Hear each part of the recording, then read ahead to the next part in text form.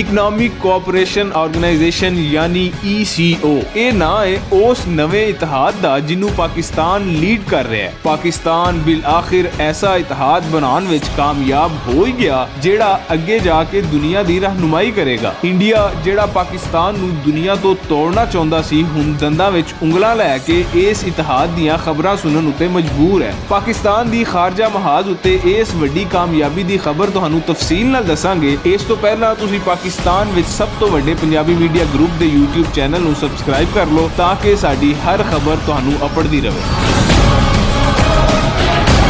ECO ਮੁਲਕਾਂ ਦੀ ਦੂਜੀ ਪਾਰਲੀਮਾਨੀ assembly ਦਾ ਇਜਲਾਸ ਇਸਲਾਮਾਬਾਦ ਵਿੱਚ ਹੋਇਆ, ਜਿਹਦੇ ਵਿੱਚ तमाम 10 ਮੁਲਕਾਂ ਦੇ ਪਾਰਲੀਮਾਨੀ ਮੈਂਬਰਾਂ ਨੇ ਰਲਤ ਕੀਤੀ। ECO ਮੁਲਕਾਂ ਵਿੱਚ ਪਾਕਿਸਤਾਨ, ਅਫਗਾਨਿਸਤਾਨ, ਈਰਾਨ, ਤੁਰਕੀ, ਤਾਜਿਕਿਸਤਾਨ, ਕਿਰਗਿਸਤਾਨ, ਉਜ਼ਬੇਕਿਸਤਾਨ, ਕਾਜ਼ਕਿਸਤਾਨ, ਤੁਰਕਮਾਨਿਸਤਾਨ ਤੇ ਅਜ਼ਰਬਾਈਜਾਨ ਸ਼ਾਮਿਲ ਨੇ।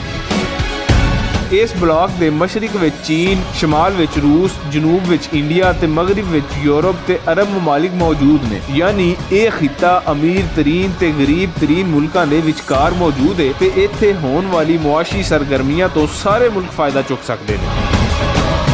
ਇਸ ਬਲਾਕ ਨੂੰ ਚੀਨ ਤੇ ਰੂਸ ਦੀ ਵੀ ਮੁਕੰਮਲ ਹਮਾਇਤ ਹਾਸਿਲ ਹੈ ਤੇ ਹੁਣ ਪਾਕਿਸਤਾਨ ਇਹ ਕੋਸ਼ਿਸ਼ ਕਰ ਰਿਹਾ ਹੈ ਕਿ ਅਰਬ ਮੁਲਕਾਂ ਤੋਂ ਵੀ ਇਸ ਬਲਾਕ ਦੀ ਹਮਾਇਤ ਹਾਸਿਲ ਕੀਤੀ ਜਾਵੇ। ਦੂਜੇ ਬੰਨੇ ਅਮਰੀਕਾ ਤੇ ਯੂਰਪ ਨਹੀਂ ਚਾਹੁੰਦੇ ਕਿ ਇਹ ਬਲਾਕ ਮੁਆਸ਼ੀ ਤੌਰ ਉੱਤੇ ਮਜ਼ਬੂਤ ਹੋ ਕੇ ਯੂਰਪ ਜਾਂ ਅਮਰੀਕਾ ਲਈ ਮੁਆਸ਼ੀ ਚੈਲੰਜ ਬਣੇ। ਹੁਣ ਤੀਕਰ ਪਾਕਿਸਤਾਨ ਕਾਮਯਾਬੀ ਦੇ ਨਾਲ ਇਸ ਬਲਾਕ ਨੂੰ ਅੱਗੇ ਵਧਾਉਣ ਵਿੱਚ ਕਾਮਯਾਬ ਰਿਹਾ ਤੇ ਅਮਰੀਕਾ ਨਾਲ ਆਪਣੇ ਮਾਮਲਾਤ ਵੀ ਇਸ ਤਰੀਕੇ ਨਾਲ ਤੈਅ ਕਰ ਰਿਹਾ ਹੈ ਕਿ ਪਾਕਿਸਤਾਨ ਦੇ ਇਸ ਬਲਾਕ ਦੀਆਂ ਰਾਹਾਂ ਵਿੱਚ ਰੋੜੇ ਨਾ ਆਉਣ। ਜੇ ਮੁਸਤਕਬਲ ਵਿੱਚ ਅਰਬ ਮਮਾਲਿਕ ਵੀ ਇਸ ਬਲਾਕ ਵਿੱਚ ਰਲਤ ਕਰ ਲੈਂਦੇ ਨੇ ਤੇ ਫਿਰ ਇਹ ਇੱਕ ਭਰਪੂਰ ਇਸਲਾਮੀ ਬਲਾਕ ਦੀ ਸ਼ਕਲ ਇਖਤਿਆਰ ਕਰ ਲਵੇਗਾ। ਇਹ ਵਜ੍ਹਾ ਹੈ ਕਿ ਚੀਨ ਤੇ ਰੂਸ ਅਮਲੀ ਤੌਰ ਉੱਤੇ ਇਸ ਬਲਾਕ ਦੇ ਹਾਮੀ ਹੋਣ ਦੇ ਬਾਵਜੂਦ ਇਸ ਬਲਾਕ ਵਿੱਚ ਸ਼ਾਮਿਲ ਨਹੀਂ, ਕਿਉਂਕਿ ਪਾਕਿਸਤਾਨ ਇਸ ਬਲਾਕ ਨੂੰ ਇਸਲਾਮੀ ਬਲਾਕ ਬਣਾਉਣਾ ਚਾਹੁੰਦਾ ਹੈ। ਇਹ ਇਸਲਾਮੀ ਬਲਾਕ ਮੁਸਤਕਬਲ ਵਿੱਚ ਦੁਨੀਆ ਦੇ ਮਾਮਲਿਆਂ ਵਿੱਚ ਆਪਣਾ ਅਹਿਮ ਕਿਰਦਾਰ ਅਦਾ ਕਰੇਗਾ ਤੇ ਵੇਲਾ ਦੱਸੇਗਾ ਕਿ ਪਾਕਿਸਤਾਨ ਕਿਵੇਂ ਇਸਲਾਮੀ ਦੁਨੀਆ ਦਾ ਲੀਡਰ ਬਣ ਕੇ ਸਾਹਮਣੇ ਆਉਂਦਾ ਹੈ।